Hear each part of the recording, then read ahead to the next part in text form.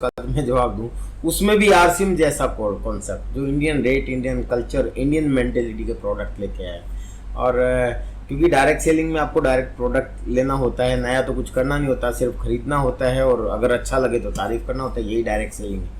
लेकिन अगर खरीदोगे तो आपकी पेइंग कैपेसिटी में होना चाहिए, तभी तो आप खरीदोगे, और आपका काम का होना चाहिए तभी खरीदोगे। वो यूजेबल, कंज्यूमेबल, अफोर्डेबल और रिपीटेबल होना चाहिए। तो वो जब होगा तभी वो टर्नओवर में कन्वर्ट होगा। यानी कि यहाँ बिजनेस कैसे होता है, अगर देखा जाए तो जब आप सामान खरीदते हैं बाहर से, यानी कि आरसीएम की बजाय आप डब्ल्यूसीएम की दुनिया से अगर सामान खरीदते हैं तो वो आपका खर्चा होता है। लेकिन अगर वही सामान आप आरसीएम से खरीदते हैं या डायरेक्ट सेलिंग से खरीदते हैं तो वही खर्चा आपका टर्नओवर में कन्वर्ट हो जाता है, और turnover is equal to business. तो सिंपल सा फॉर्मूला ये है कि आप दुकान खोल के बैठोगे तो वहां सामान बेचोगे तो उस दुकानदार का टर्नओवर है, और जो आदमी खरीदेगा उसका खर्चा है। तो एक ही प्रोडक्ट एक आदमी के लिए टर्नओवर बन जाता है और एक आदमी के लिए खर्चा बन जाता है। तो लेकिन डायरेक्ट सेलिंग में क्या है कि वही प्रोडक्ट उसी आदमी के लिए खर्चा भी है और उसी आदमी के लिए वो टर्नओवर भी बन जाता है, और टर्नओवर जितना बड़ा होगा उतनी बड़ी इनकम हो जाती है।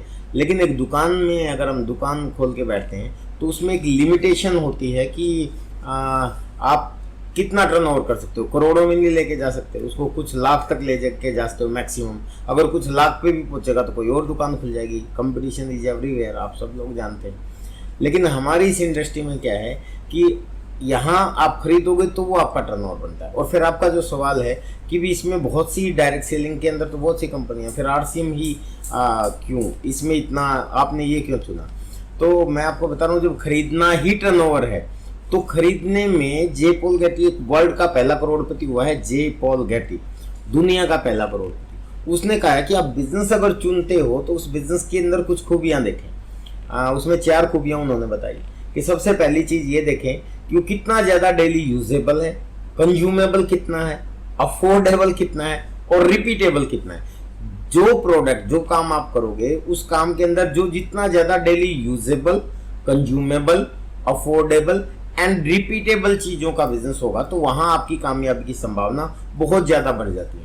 और आरसीएम इसलिए मैं बेस्ट मानता हूं और इसलिए मैं आरसीएम में हूं क्योंकि आरसीएम से ज्यादा डेली यूजेबल, कंज्यूमेबल,